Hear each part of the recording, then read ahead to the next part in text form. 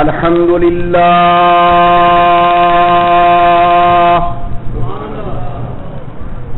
الحمد للہ وکفی وسلام علی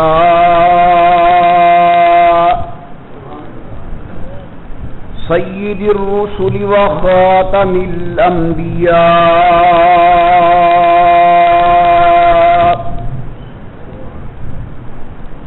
صلی اللہ تعالی علیہ وعلی آلہ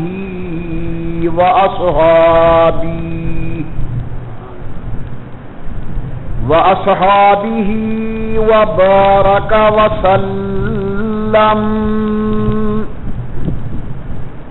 وبارك وسلم تسليما كثيرا كثيرا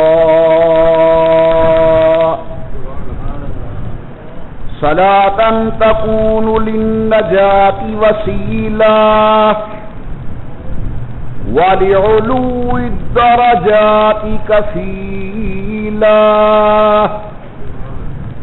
صلاة تحل بها العقد وتفرج بها الكرب صلاة تكون لك رضاء ولحقه أداء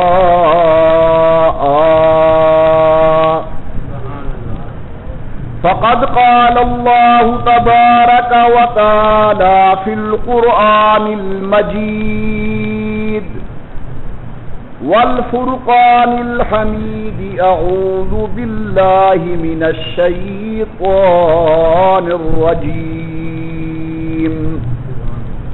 بسم الله الرحمن الرحيم إن الذين آمنوا وعملوا الصالحات أولئك هم خير البرية جزاؤهم عند ربهم جنات عدن تجري من تحتها الأنهار خالدين فيها أبدا رضي الله عنهم ورضوا عنه ذلك لمن خشي ربه قال النبي صلى الله عليه وسلم من قال لا إله إلا الله دخل الجنة قال النبي صلى الله عليه وسلم من ترك الصلاة متعمدا فأنا بريء منه أو كما قال النبي صلى الله عليه وسلم صدق الله العلي العظيم وصدق رسوله النبي الكريم ونحن على ذلك لمن الشاهدين والشاكرين والحمد لله رب العالمين إن نلت يا ريح الصبا يوما إلى أرض الحرم إن نلت يا ريح الصبا يوما إلى أرض الحرم بلغ سلامي روضة فيها النبي المحترم ما إن مدحت محمدا بمقالتي لكن مدحت مقالتي بمحمدی اور زباں پر مؤمنوں کے جب بھی ذکر تاجدار آئے تو لازم ہے کہ اس کے بعد ذکر چار یار آئے ابو بکر و عمر عثمان و حیدر باغ با جب ہوں تو پھر کیوں کر نہ باغ مصطفیٰ میں ایک بہار آئے اور اے دل بگیر دامن سلطان اولیاء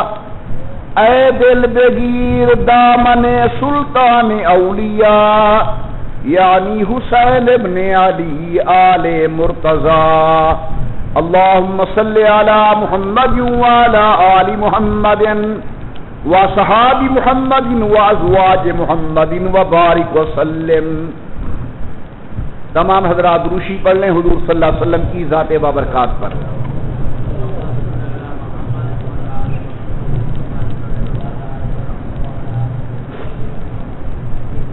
اللہ تبارک و تعالی کی بے انتہا حمد و توصیف، سرور کائنات مفخر موجودات، رحمت للعالمین مراد للمشتاقین، امام الانبیاء والمرسلین، حبیب کبریاء احمد مجتبی حضرت محمد الرسول اللہ صلی اللہ تعالی علیہ وعلی آلہ وصحابہ وسلم کی ذات بابرکات پہ تحفہ درود و سلام پڑھ لیجیے تمام حضرات محبت و ذوق کے ساتھ بآواز بلند، اللہم صلی علی سیدنا و مولانا محمد وعلی آل سیدنا و مولانا محمد وبارک وسلم پڑھنے اور بھیجنے کے بعد محترم بزرگوں، مکرم نوجوان ساتھیوں، قابل صد تعظیم و صد اکرام میری محترمہ موقرہ اور مؤدبہ اسلامی مائیوں اور بہنوں، آج انشاءاللہ العزیز جو مسئلہ بنیادی طور پر میں گزارش کرنے کا ارادہ رکھتا ہوں وہ یہ ہے کہ میدان قیامت کے اندر ہر آدمی کو پل صراط پر گزرنا ہوگا۔ پل صراط جہنم کے اوپر ہے۔ امام الانبیاء سرکار دو عالم فرماتے ہیں کہ بعض ایسے بدقسمت لوگ ہوں گے جو پل صراط پر کٹ کٹ کے جہنم کے اندر گریں گے، اور کئی ایسے خوش قسمت لوگ بھی ہوں گے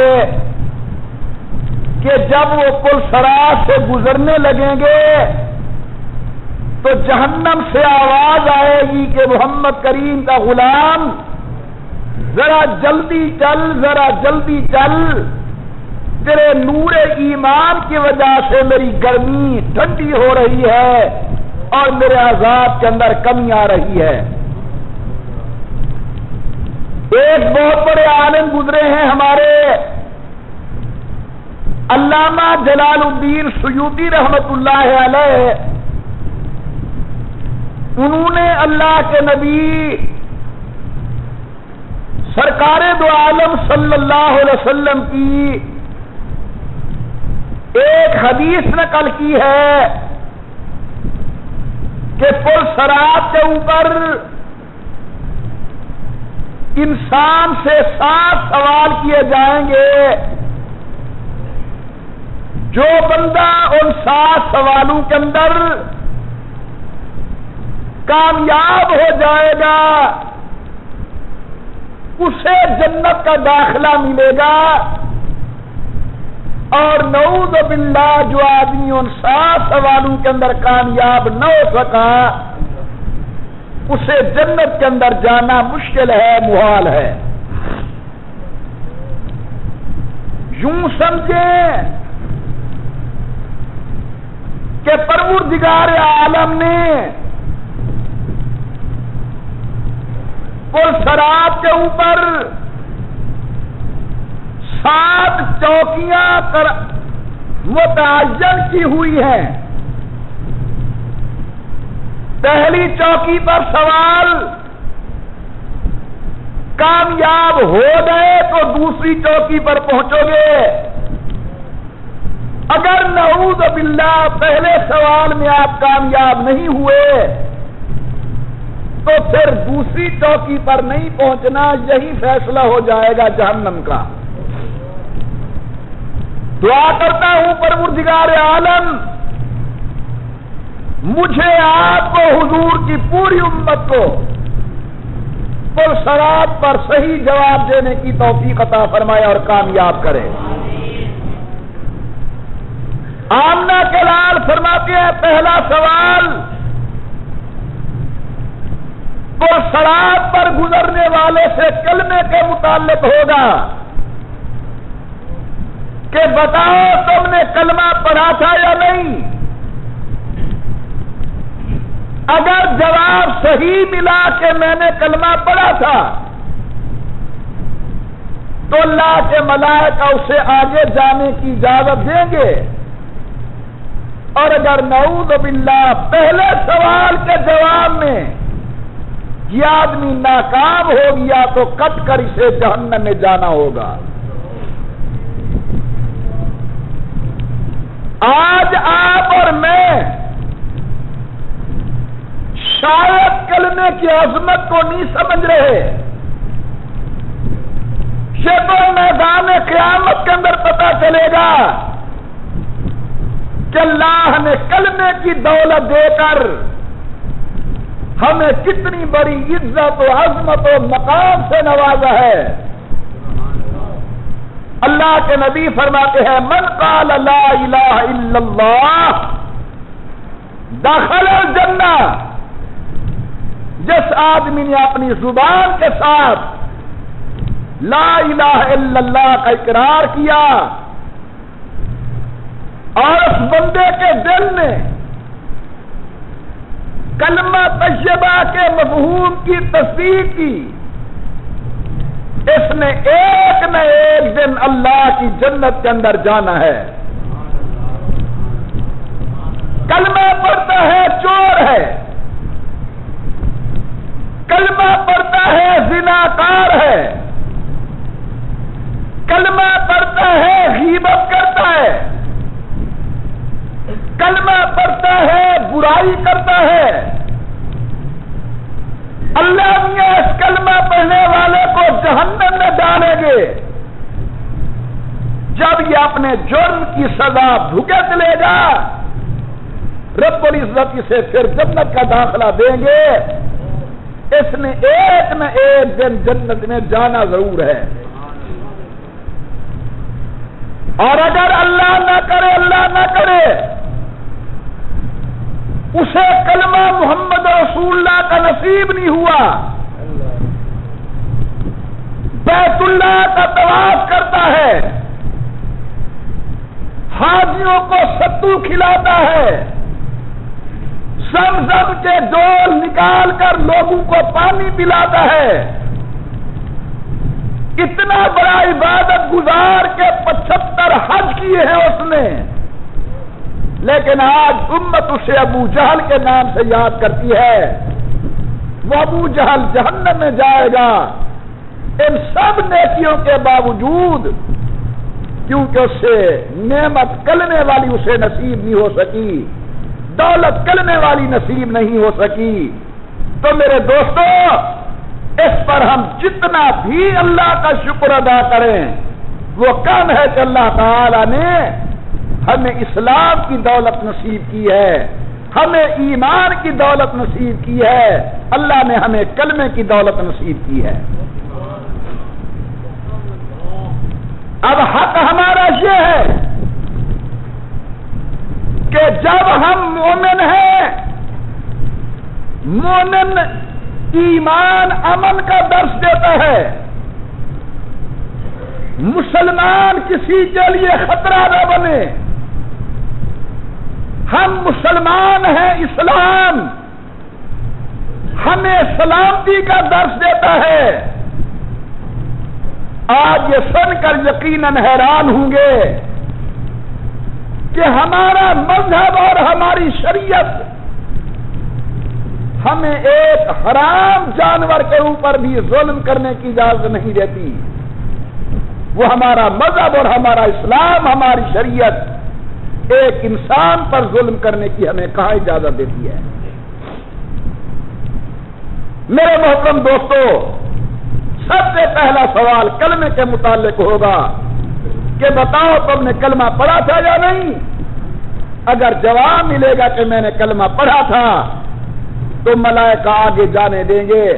اگر نعوذ باللہ کلمے کے اوپر جواب یہ ملا کہ ہم نے کلمہ نہیں پڑھا، یہ آدمی جہنم میں جائے گا۔ امام الانبیاء سرکار دو عالم نے فرمایا من قال لا الہ الا اللہ، جس آدمی نے زبان سے اقرار کیا کہ اللہ کے سوا کوئی عبادت کے لائق نہیں، آپ بھی محبت سے پڑھ لیں لا الہ الا اللہ محمد رسول اللہ، اس کا معنی یہ کہ اللہ کے سوا کوئی عبادت کے لائق نہیں، اور حضرت محمد کریم صلی اللہ علیہ وسلم اللہ کے سچے نبی، برحق نبی، آخری نبی ہیں۔ جب ہم نے یہ کلمہ پڑھا لا الہ الا اللہ محمد الرسول اللہ، ہم نے اللہ سے یہ وعدہ کر لیا کہ اللہ آج کے بعد ہماری مرضی ختم، ہماری منشا ختم، ہمارے دل کی چاہت ختم، اب ہم من چاہی زندگی نہیں گزاریں گے، اب ہماری زندگی ویسے گزرے گی جس طرح آپ چاہیں گے یا آپ کا مصطفیٰ چاہے گا۔ آمنہ کے لال نے فرمایا من قال لا الہ الا اللہ، جس نے زبان سے یہ اقرار کیا کہ اللہ کے سوا کوئی عبادت کے لائق نہیں، اور یہ بھی کہا کہ محمد کریم صلی اللہ علیہ وسلم اللہ کے سچے نبی، برحق نبی، آخری نبی ہے، دخل الجنہ، یہ جنت میں جائے گا ایک نہ ایک دن ضرور۔ نعوذ باللہ اگر چور ہے، زانی ہے، غیبت کرنے والا ہے، بدماش ہے، برا ہے، سزا ضرور ملے گی، لیکن کیسے؟ جس طرح سونے کے کٹھاری میں ڈالا جاتا ہے تاکہ کھوٹ جل جائے، کھڑا ہو جائے، جب وہ کھڑا ہو جاتا ہے سونا پھر وہ کانوں کے اندر زیور بن کے لگتا ہے، جب کھڑا ہو جاتا ہے وہ ناک میں زیور بن کے لگتا ہے، جب کھڑا ہو جاتا ہے وہ پیشانی پر بندیا بن کے لگتا ہے۔ جب مومن گناہوں کی سزا بھگت چکے گا جہنم کے اندر، اب یہ سونا بن کر، کندن بن کر اللہ کی جنت کا مہمان ہوگا۔ آمنہ کے لال نے فرمایا دوسرا سوال پلسرات پر ہوگا، نماز کے متعلق بتاؤ نماز پڑھتے تھے یا نہیں؟ حاضرین مکرم، جمعے کے اجتماع میں تشریف لانے والے میرے بزرگوں، ہم عمر بھائیوں، عزیز بچے، میں بڑی شرمندگی سے کہتا ہوں کہ ہم نے کلمہ تو بڑے شوق سے پڑھ لیا لیکن مسجدوں کو آباد نہ کر سکے۔ مسجد تو بنا لی شب پل بھر میں، ایمان کی حرارت والوں نے من اپنا ہے پرانا پاپی، برسوں میں نمازی بن نہ سکا۔ آج ہم مسجدیں خوبصورت بناتے ہیں لیکن مسجد کے اندر نمازی کوئی نہیں، نمازی موجود ہیں تقریر کے اندر وہ کافر، وہ بے ایمان، وہ گندا، وہ خراب۔ یہ درس نہیں دیا جاتا کہ اپنے آپ کو دیکھو میں کیسا ہوں، میں نے تمہارے عیب دیکھے کیا بنے گا۔ میری صلاح تو تب ہوگی جب میں اپنے عیبوں کو دیکھوں گا کہ میں کیسا ہوں۔ اللہ نے یہ منبر مصطفیٰ نصیب کیا تاکہ امت کو جوڑا جائے ایک لڑی کے اندر، امت کو گناہوں سے نفرت دلوائی جائے، امت کو نیکی کی دعوت دی جائے، امت کو یہ کہا جائے کہ اتحاد کی رسی کے اندر اپنے آپ کو جوڑ کر عقیدہ خدا کے قرآن کے مطابق بناؤ، عمل مصطفیٰ کریم کی سنت طیبہ کے تابع بناؤ۔ آمنہ کے لال نے فرمایا اول ما یحاسب بہ العبد یوم القیامہ، اللہ کے نیک بندے سے یعنی مومن بندے سے سب سے پہلے قیامت کے دن نماز کا سوال کیا جائے گا۔ روز معاشر کے جان گداز بود اولی پرسش نماز بود، سب سے پہلا سوال حقوق اللہ کے متعلق نماز کا ہوگا. بتاؤ نماز پڑھتے تھے یا نہیں پڑھتے تھے؟ میرا خیال ہے کہ نماز کے مسئلے کے اندر زیرو بھی ایک نمبر ہوتا ہے، ہمارا وہ زیرو بھی نہیں ہے. ہمارے استاد تھے حضرت مولانا محمد ادریس صاحب، مسلم شریف پڑھاتے تھے. سیمائی پیپر تھا، حضرت نے پیپر چیک کرنے تھے کیونکہ پرچہ انہی نے بنایا تھا. جب وہ واپس دفتر میں پیپر گئے تو ایک پیپر پر کچھ نمبر بھی نہیں لگے ہوئے تھے، کوئی نمبر نہیں تھا. موتمن صاحب نے وہ پیپر اٹھایا اور آ کر حضرت کو دیا کہ حضرت شاید آپ نے یہ پیپر چیک نہیں کیا. استاد نے دے کر فرمایا نہیں میں نے یہ پیپر چیک کیا ہے. حضرت پھر نمبر نہیں لگائے. استاد نے کہا یہ بچہ فیل ہے. موتمن صاحب نے کہا حضرت فیل ہے تو زیرو لگا دو. تم نے بڑا عجیب جواب دیا، فرمایا بھائی زیرو بھی ایک نمبر ہے، یہ کم وقت زیرو کے لائق بھی نہیں ہے. میں ایک عرض کرنے لگا ہوں، بات ناراض نہ ہونا. نماز کے معاملے کے اندر زیرو بھی ایک نمبر ہے. آج محمد مصطفیٰ کریم کی امت نماز کے معاملے کے اندر زیرو لینے کی بھی مستحق نہیں ہے. آپ کہیں کہ ہم تو نماز پڑھتے ہیں، بھائی ظہر پڑھ لی، صبح نہیں پڑھی، مہمان آ گئے مغرب نہیں پڑھی، عشاء پڑھ لی. جس اللہ نے نمازیں فرض کی ہیں اس اللہ نے 5 نمازیں فرض کی ہیں. بعض لوگ صبح کی نماز پڑھ لیتے ہیں کیونکہ کام کاج کے لیے نکلنا ہے، برکت پیدا ہو جائے گی. میرے پیارے، جس اللہ نے صبح کی نماز فرض کی ہے اسی اللہ نے ظہر بھی فرض کی ہے، اسی اللہ نے مغرب بھی فرض کی ہے، عصر بھی فرض کی ہے، عشاء بھی فرض کی ہے. میں آپ سے پوچھتا ہوں کہ ایک آدمی بیمار ہو، اس کا معالج اور ڈاکٹر اس کے لیے 5 گولیوں کی خوراک متعین کرتا ہے اور کہتے تیری بیماری تب جائے گی جب تو یہ 5 گولیاں کھائے گا. اب وہ روزانہ 1 گولی کھا لے یا 2 گولیاں کھا لیتا ہے، فرمائیے کیا اس کا علاج ہو جائے گا؟ اس کی بیماری ختم ہو جائے گی؟ نہیں ہوگی، کیونکہ ڈاکٹر نے اس کے لیے 5 گولیاں متعین کی تھی. میرے محترم دوستو، ہمارے اللہ نے ہمارے باطن کی صلاح کے لیے 5 نمازیں فرض کی ہیں. میرے آقا نے فرمایا من ترک الصلاۃ متعمدا فقد کفر، جس نے جان بوجھ کر ایک نماز چھوڑ دی وہ کافر ہو گیا یا کافروں کے قریب ہو گیا.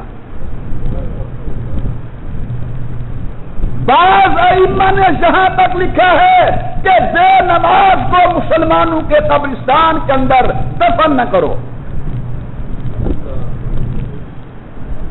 میں اپنی گھر والی کے ساتھ سالن اچھے نہ بننے پر تو ناراض ہوتا ہوں،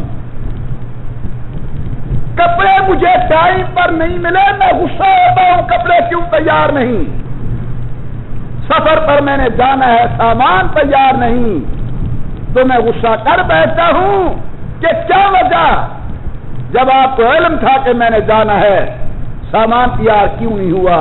مجھے یہ جرأت تو نہیں کہ بیوی نے نماز نہیں پڑھی میں اسے ناراض ہوں کہ تو نے نماز کیوں نہیں پڑھی. یہ میں اپنے متعلق اس لیے کہہ رہا ہوں تاکہ آپ محسوس نہ کریں. میں اپنے بیٹے کو مارتا ہوں، ناراض ہوتا ہوں کہ تو نے گھر کے اندر سبزی کیوں نہیں پہنچائی، وقت پر تو نے گوشت کیوں خرید کر کے نہیں دیا. کیا اللہ مجھے یہ بھی توفیق دیتے ہیں کہ میں اپنے بیٹے سے ناراض ہوں کہ تو نے آج ظہر کی نماز جماعت کے ساتھ کیوں نہیں پڑھی.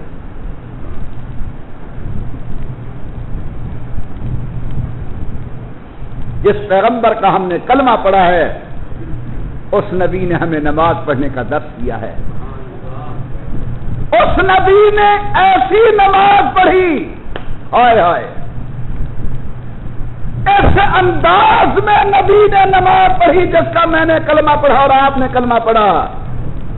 خود عرش والے معبود نے کہا یا ایھا المزمل قم اللیل الا قلیلا، میرا محبوب ساری رات نہ جاگا کر، تیرے پاؤں پر ورم آ جاتی ہے، تیری پنڈلیاں سوج جاتی ہیں. قم اللیل الا قلیلا نصفہ او انقص منہ قلیلا او زد علیہ ورتل القرآن ترتیلا. کچھ سوئے کرو، کچھ اٹھے کرو. یعنی عاشق تو اپنے عشق میں اتنا اثر پیدا کر کہ معشوق خود مفتون ہو تیرے منانے کے لیے. عبادت کرنے والا مزہ عبادت کا تب ہے کہ معبود خود کہے ساری رات نہ جاگے کرو، کوئی سوئے کرو، کچھ اٹھے کرو. نبی کی تو رات مصلی پر گزرے اور امتی نماز کے قریب نہ آئے. پروردگار عالم نے فرمایا ان ربک یعلم انک تقوم ادنی من ثلثی اللیل ونصفہ وثلثہ وطائفۃ من الذین معک. ہمیں تو 5 ٹائم کے فرض نصیب نہیں. وہ نبی رحمت جو مغفور نبی ہے، جس کے قریب گناہ کے آنے کا تصور تک نہیں، جس نے قیامت کے دن امت کا بوجھ اٹھانا ہے، اس نبی کا حال یہ کہ رات مصلی پر حضرت جناب بلال کہتے ہیں عشاء کے وقت میں حضور کو مصلی پہ کھڑا کر کے دیا. صبح کا تارا طلوع ہو گیا، میں جو آیا حضور ویسے مصلی پر کھڑے تھے. حضرت جناب علی المرتضیٰ جو امام الاولیاء ہیں، ولایت کے 3 سلسلوں کے سردار ہیں، حضرت حیدر کرار. جناب علی روزانہ 1000 رکعت نماز نفل زائد ادا کرتے ہیں. فرض الگ، سنت مؤکدہ الگ، واجب الگ. ان سے ہٹ کر روزانہ 1000 رکعت نماز نفل زائد. آمنہ کے لال کے پاؤں پر سوجن. ایک مرتبہ محبت سے کہے سبحان اللہ، اور اونچی آواز سے اور ذوق کے ساتھ.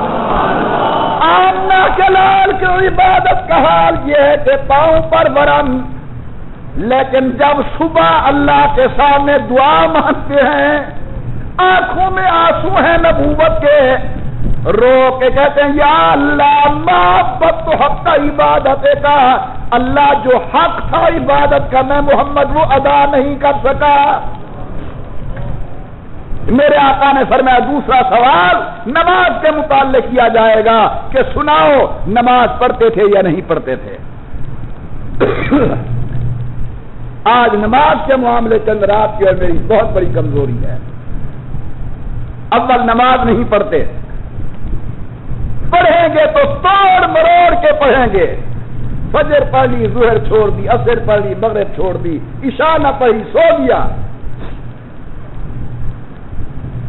حضرت سیدنا عمر رضی اللہ عنہ نے اپنے دور کے اندر ایک نوٹ جاری کیا تھا، لکھا تھا اپنے تمام گورنر اور عمال کے پاس کہ جو آدمی نماز کا خیال نہیں کرتا وہ آدمی باقی دین کا بھی وفادار نہیں ہے.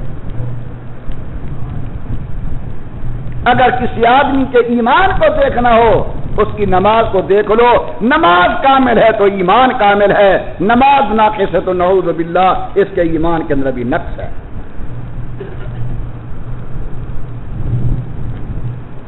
محمد وآل محمد کی رات مصلی پر گزرتی تھی، اصحاب رسول کی راتیں مصلی پر گزرتی ہیں. امتی کی رات کہاں گزرتی ہے آپ بھی جانتے ہیں، میں بھی جانتا ہوں.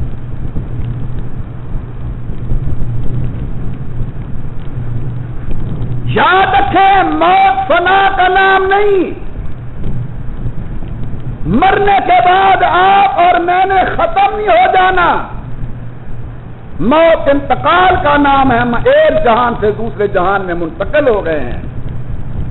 پھر کل قیامت کا دن آئے گا، ہم اپنی قبروں سے اٹھائے جائیں گے. اور محمد مصطفیٰ کے سامنے ہمیں پیش کیا جائے گا، بے نماز کیا منہ لے کر جائے گا نبی کے سامنے؟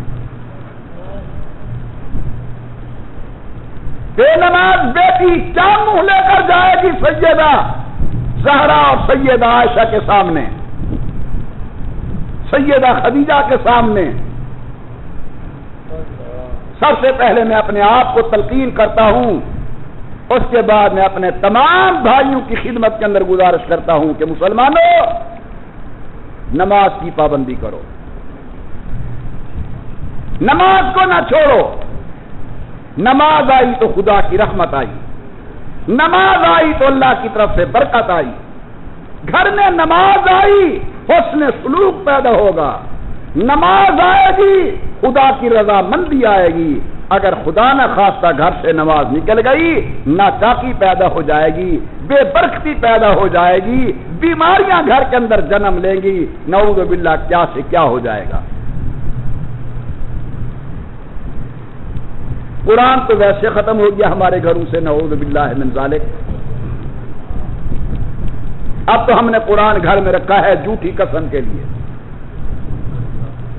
یا جب کوئی آدمی زیادہ پریشان ہوتا ہے تو اسے چوم چاٹ کے گلے سے لگاتا ہے کہ دونوں جہانوں کا بادشاہ مہربانی کرنا،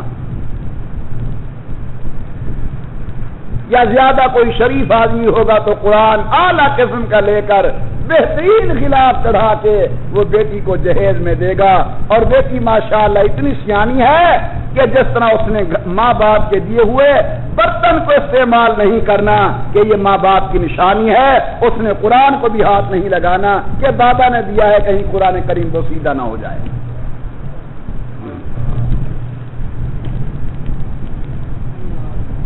نوجوانوں کو پتہ نہیں ہوگا، میری عمر کے بندے کچھ جانتے ہیں، میری عمر سے پہلے کے لوگ انہوں نے یہ بہاریں دیکھی ہیں۔ مسلمان کا ایک وقت تھا، صبح نماز پڑھنے کے بعد جب گھر میں آیا جاتا تھا تو یوں پتہ چلتا تھا کہ ایک مدرسہ کھلا ہوا ہے گھر کے اندر، دادا ابا قرآن لے کر پڑھ رہے ہیں، ابا جان قرآن کریم کی تلاوت کر رہے ہیں، بوڑھی دادی اماں قرآن کی تلاوت کر رہی ہے، گھر والی قرآن کی تلاوت کر رہی ہے، بچے قرآن کریم کی تلاوت کر رہے ہیں۔ کیا وہ عجیب دور تھا ہے جی! ہر آدمی نے الگ الگ قرآن کریم مبارک اٹھایا ہوا ہے، اللہ کے قرآن کی تلاوتیں ہو رہی ہیں۔ اس وقت تمہاری ہماری زمین کی اوسط پیداوار کیا تھی؟ 4 من، 5 من، 6 من گندم، سارے آدمی گھر میں آرام سے بیٹھ کر کھاتے تھے، فقیریں بوڑھے باہلیا سے ڈھیری چاون لے بھانجی بالے بوڑھے بہی بھی ہے شاہ واسطے، ہم سائے کو ضرورت پہ گئی یہ اوکوی چاہیں دیا سے بلدی راہ تک الحمدللہ گھر میں دانے کوئی نہ مقدیان برکت تھی۔ بولو برکت دینے والا کون ہے؟ اونچی آواز سے کہے اور اونچی آواز سے میرے ساتھ محبت سے کہیں اللہ اللہ اللہ اللہ اللہ اللہ اللہ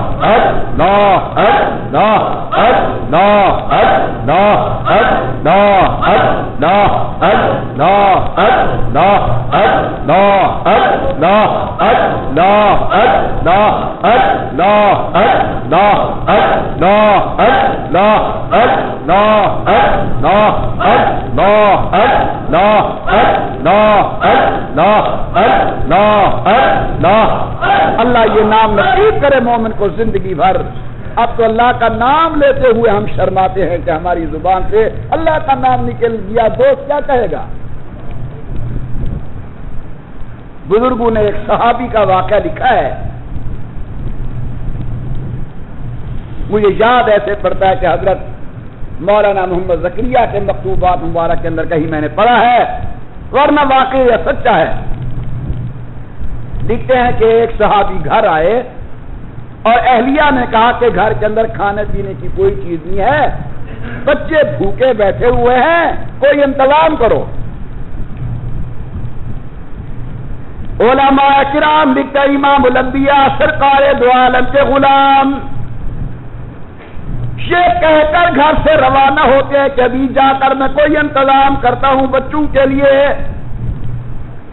مسجد میں گئے, وضو کیا, 2 گانا پڑھنے کے بعد سر سجدے کے اندر عرض کرتے ہیں میرا اللہ آپ اچھی طرح جانتے ہیں کہ میں نے کئی دن سے بڑی محنت کی لیکن کوئی مزدوری نہیں مل رہی. اے میرا اللہ مجھے بچوں کے سامنے شرمندہ نہ کر, اللہ مہربانی کر اولاد کے سامنے شرمسار نہ کر, اللہ کو روزی کا انتظام فرما دے, میرے بچے بھوکے ہیں. محبت سے بولے روزی دینے والا کون؟ ہم تو ہاتھ چلاتے ہیں, برتن کون دیتا ہے؟ ہم تو گندم ڈالتے ہیں, اگاتا کون ہے؟ ہم نے 1 دانہ کیا 100 ڈالا, 100 کون دیتا ہے؟ حیرانگی کی بات, زمین کے اندر لوہا ڈالو, 3 مہینے کے بعد نکالو, زنگال ہو چکا ہوگا, زمین کئی تہ کھا چکی ہوگی. بولو ذرا محبت سے جواب دو کہ لوہا سخت ہے یا گندم کا دانا؟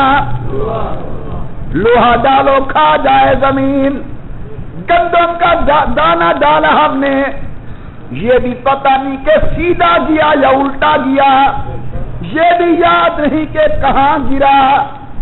زمین کے اندر ڈالنا تمہارا ہمارا کام, غیر سے آواز اپنے زمین خبردار, امانتی کی امانت کے اندر دے کے جا رہا ہے.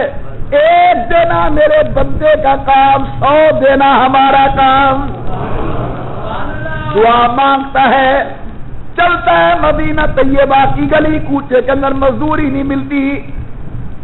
لکھا ہے کہ گھر آیا بڑا پریشان ہو کر, بیٹھتا ہے چارپائی پر, بیوی نے گرم گرم روٹی سامنے پیش کر دی, کھائیے جناب. حیران ہو کر کہتا ہے کہاں سے آیا کھانا؟ اس نے کہا یہاں سے باہر گئے, میں نے دیکھا کہ بس چکی بغیر چلانے والے کے چلنے لگ گئی اور اندر سے آٹا نکلنے لگ گیا. میں نے جلدی جلدی آگ جلائی, روٹی تیار کی, آپ بھی آ گئے. صحابی حضور کی خدمت کے اندر جاتے, اللہ کے نبی آج تو میرے گھر کے اندر یہ عجیب معاملہ ہوا. حضور نے فرمایا مبارک ہو, اللہ نے تیرے گھر کے اندر برکت کے دروازے کھول دیے تھے. یاد رکھو جب ہم نمازیں پڑھتے تھے, قرآن کی تلاوتیں کرتے تھے, گھر کے اندر برکت ہوتی تھی.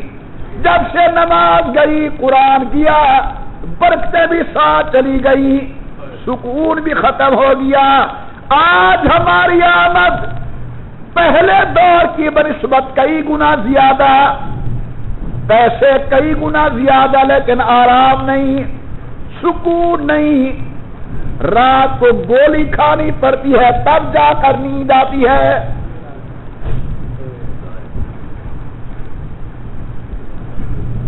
سوچنا چاہیے آخر کیوں یہ تبدیلی آ گئی.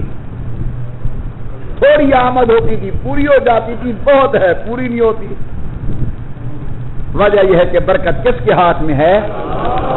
پڑھتے رہتے سورت ملک کے اندر, تبارک الذی بیدہ الملک, بابرکت ہے وہ ذات جس کے قبضہ قدرت کے اندر کارخانہ کائنات ہے. ابھی آپ نماز پڑھیں گے تو پہلی رکعت کے اندر پڑھو گے سبحانک اللہم و بحمدک و تبارک اسمک, برکتیں اللہ کے نام کے اندر ہیں. تو میرے دوستو برکت اسی وقت ہوگی جب ہم برکت والے کام کریں گے. تو برکت والا کام کیا ہے؟ نماز پڑھنا. برکت کا کام کیا ہے؟ قرآن کریم کی تلاوت کرنا. برکت کا کام کیا ہے؟ اللہ کی فرما برداری کرنا. برکت کا کام کیا ہے؟ اللہ کے نبی کی فرما برداری کرنا. برکت کا کام کیا ہے؟ اللہ کی مخلوق کو تکلیف نہ دینا. آپ کے اور میرے آقا نے فرمایا پل صراط کے اوپر اللہ میاں 7 چوکیاں لگائیں گے. پہلی چوکی پر کلمے کا سوال ہوگا, دوسری چوکی پر نماز کا سوال ہوگا. انشاءاللہ تفصیل آئندہ جمعہ گزارش کروں گا, سن لو. بعض دوست آئندہ جمعہ نہ آ سکیں تو حضور نے فرمایا تیسری چوکی پر روزے کے متعلق سوال ہوگا. چوتھی چوکی کے اوپر زکات کے متعلق سوال ہوگا، پانچویں چوکی کے اوپر حج کے متعلق سوال ہوگا، چھٹی چوکی کے اوپر طہارت، وضو، غسل اور پاکیزگی کے متعلق سوال ہوگا، اور ساتویں چوکی کے اوپر حقوق العباد کے متعلق سوال ہوگا کہ تو نے میرے بندوں کے حقوق کا خیال کیا تھا یا بندوں کے حقوق کا خیال نہیں کیا تھا۔ یہاں کیا کہا حضور نے؟ حقوق العباد، بندوں کے حقوق، مومن کے نا۔ اس بات پر ذرا غور کرنا ہے، یہ نہیں کہا کہ اس مومن سے مومنوں کے حقوق کا سوال ہوگا، نہ، فرمایا بندوں کے حقوق کا سوال ہوگا، خواہ وہ تیرا ہمسایہ غیر مسلم کیوں نہ ہو، تجھے اس کے حقوق کا خیال کرنا ہے۔ تیرا دکاندار پڑوسی بدعقیدہ کیوں نہ ہو، تیرے متعلق تو سے سوال ہوگا کہ تو نے اس کے ساتھ معاملہ کیسے کیا تھا۔ حقوق العباد بہت بڑا مسئلہ ہے جس پر میں بھی اور آپ بھی بہت بڑی غفلت کا معاملہ کرتے ہیں۔ حضور کتنے رحیم تھے؟ بولو اونچی آواز سے، اونچی آواز سے۔ وَبِالْمُؤْمِنِينَ الرَّؤُوفُ الرَّحِيمُ، جس کو خدا رحیم کہے، اتنا رحیم کہ طائف کے میدان کے اندر پاؤں تلے کانٹے بچھائے گئے لیکن زبان سے دعا کے جملے ہیں۔ راستے کے اندر کوڑا کرکٹ ڈالا گیا، زبان سے دعا کے جملے ہیں، اتنے بڑے رحیم۔ گالیاں بکنے والے گالیاں بک رہے ہیں، مصطفیٰ کریم کی زبان سے لفظ کے اللہم اہد قومی، اللہ انہیں ہدایت عطا فرما۔ اتنے رحیم۔ حضور ایک جنازے پر تشریف لے گئے، غور فرمائیے، صفیں تیار ہو گئیں، آپ کے اور میرے آقا نے فرمایا کہ یہ مرنے والا آدمی مقروض تو نہیں؟ عرض کیا گیا کہ یا رسول اللہ یہ مقروض ہے۔ فرمایا اتنا ترکہ چھوڑا ہے کہ اس کا قرضہ اتر جائے گا؟ یا رسول اللہ اتنا ترکہ نہیں چھوڑا۔ کون پوچھ رہے ہیں؟ بولو۔ حضرت کی ذات بابرکات رؤوف الرحیم نبی، حضرت اتنا پیسے اس نے نہیں چھوڑے ترکے کے اندر کہ اس کا قرضہ اتر سکے۔ مسلمانوں، تمہاری مسجد کے ممبر پر بیٹھا ہوں، یہ نبی کا ممبر ہے۔ سچی حدیث ہے کہ حضور اکرم نے صلی اللہ علیہ وسلم نے جنازہ پڑھانے سے انکار کر دیا۔ 2 قدم حضور ایک طرف ہو گئے اور فرمایا صلوا علی صاحبکم او اخیکم، اپنے اس بھائی کا جنازہ تم پڑھو، میں محمد جنازہ نہیں پڑھاتا، کیونکہ اس کے ذمہ حقوق کی بات ہے، بندوں کے حقوق ہے۔ روایت میں آتا ہے کہ حضرت سیدنا علی المرتضی رضی اللہ تعالی عنہ باہر نکلے سب سے اور عرض کرتے اللہ کے نبی آپ اس کا جنازہ پڑھائیں، اس کا قرضہ میرے ذمہ ہے۔ حضور خوش ہو گئے، فرمایا علی اللہ تیری گردن کو جہنم سے یوں آزاد کرے جس طرح تو نے اپنے بھائی کو آزاد کیا ہے۔ میرے آقا نے پھر جنازہ پڑھایا۔ حقوق العباد اتنا بڑا اہم مسئلہ ہے، تفصیل انشاءاللہ آئندہ جمعہ کروں گا۔ تو میرے محترم دوستو، بزرگوں اور بھائیوں، جنت اللہ ہمیں دے گا، لیکن جنت میں جانے تک 7 مراحل سے گزرنا پڑے گا، 7 سوالوں کا جواب دینا پڑے گا۔ اگر وہ جواب صحیح ملے تو جنت ملے گی، نہ تو خدا نہ خاصہ پھر جنت نہیں ملے گی۔ کلمے کا سوال ہوگا، نماز کا سوال ہوگا، روزے کا سوال ہوگا، زکوٰۃ کا سوال ہوگا، حج کا سوال ہوگا، طہارت و پاکیزگی کا سوال ہوگا، حقوق العباد کا سوال ہوگا۔ اللہ سے دعا کرتا ہوں اللہ مجھے اور آپ کو ان تمام سوالوں کے صحیح جواب دینے کی توفیق عطا فرمائے۔ اللہ تعالیٰ یہ زندگی حضور کی غلامی کے اندر گزارے، موت پیغمبر کے غلاموں کے اندر آئے، قیامت کے دن اللہ حضور کے غلاموں کے اندر ہمیں اٹھائیں۔ آمین برحمتک یا ارحم الراحمین۔ جن احباب نے سنتے پڑھنی ہے پڑھ اٹھا لیں۔